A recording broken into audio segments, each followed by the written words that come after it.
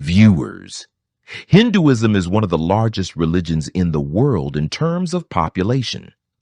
According to an estimate, the number of people who believe in Hinduism in the world is currently 1.2 billion.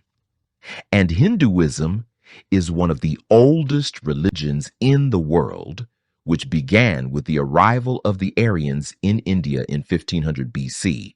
There are many interesting and somewhat surprising things in Hinduism. For example, there is no founder and initial guidance of this religion. There is no specific book of this religion. There is no reliable history of this religion. Even scholars face great difficulty in defining Hinduism. Therefore, according to researchers, there is no specific and comprehensive definition of Hinduism.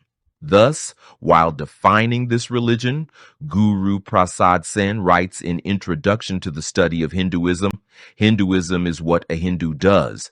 Mahatma Gandhi says, every person who calls himself a Hindu and respects the cow is a Hindu. And a common definition of this religion is also given that Hinduism is the set of principles and rules in which all religious matters come from the time of the Vedas to the present day.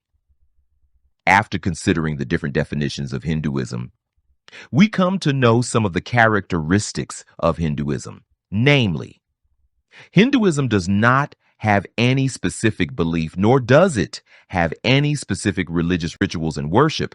Rather, its beliefs and ideologies are vague and unclear. Hindus do not have any specific and authentic religious book that is the interpreter and representative of the teachings of Hinduism. Hinduism does not have an authentic history, but rather a collection of myths and traditions. Viewers. Hinduism is historically and religiously divided into three periods: the Vedic Age, Brahmin Age, the period of popular Hindu Dharma or Trimurti.